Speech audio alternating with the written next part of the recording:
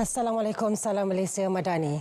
Perluasan perang di Lubnan menghalang usaha untuk mencapai gencatan senjata. Lebih teruk, orang ramai hidup dalam ketakutan dan kebimbangan di negara itu.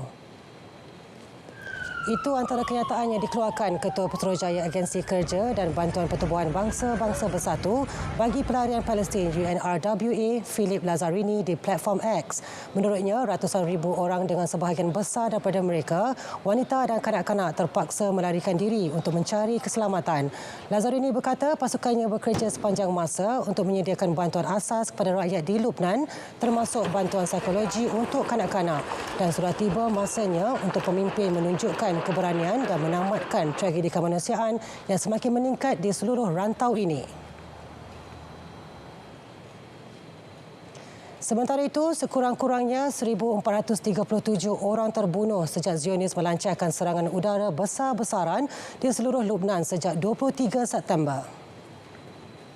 Dengan lebih 4,123 yang lain cedera, kekejaman itu juga memaksa lebih 1.34 juta orang melarikan diri. Dalam pada itu, operasi mencari dan menyelamat giat dijalankan bagi mencari mangsa terperangkap dalam runtuhan bangunan. Setakat ini, sekurang-kurangnya 22 terbunuh dan lebih 100 yang lain cedera. Serangan udara itu antara paling dahsyat dilancar Zionis sejak perang meletus. Sekaligus meningkatkan kebimbangan peperangan lebih meluas ketika konflik Israel dengan Hamas masih berterusan di Palestin. Di Palestin, angka kematian terus meningkat kepada 42,227 orang sejak serangan berterusan rejim Zionis Oktober tahun lepas. Manakala 98,464 yang lain cedera.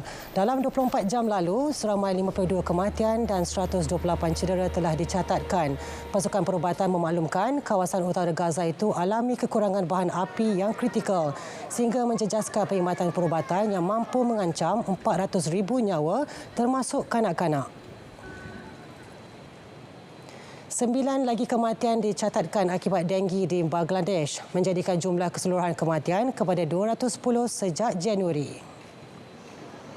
Setakat ini, terdapat 47 kematian pada Oktober selepas 80 kematian direkodkan pada September. Direktorat Jeneral Perkhidmatan Kesihatan DGHS Bangladesh turut melaporkan 915 kes terbaru dalam tempoh 24 jam dengan jumlah keseluruhan kes denggi sepanjang bulan ini mencecah 10,872. Manakala sejak awal tahun ini, DGHS merekodkan 41,810 kes denggi sekaligus menjadikannya gelombang denggi terburuk di negara itu. Bagi membendung penularan kes, pihak berkuasa kesihatan Bangladesh memperketatkan usaha memeriksa kawasan pembiakan nyamuk dan melaksanakan operasi secara menyeluruh. Tahun lepas juga menyaksikan 1,705 kematian akibat denggi di Bangladesh, menandakan jumlah kematian tahunan tertinggi yang pernah direkodkan. Seorang lelaki berdepan beberapa tuduhan atas kesalahan memiliki senjata api, pasport dan lesen palsu di California. Ini selepas tertuduh ditahan di Pusat Pemeriksaan Keselamatan Berhampiran Perhimpunan Calon Presiden Republikan Donald Trump. Ini selepas tertuduh ditahan di Pusat Pemeriksaan Keselamatan Berhampiran Perhimpunan Calon Presiden Republikan Donald Trump. Menurut pihak berkuasa, pihaknya mensyaki tertuduh ada percubaan untuk membunuh. Namun dinafikan tertuduh. Kemudiannya, suspek dibebaskan dengan ikat jamin. Bagaimanapun, siasatan lanjut sedang dijalankan. Sekian Dunia 10 dari Sungai Kesegara, Palestin Pasti Merdeka. Salam Malaysia Madani.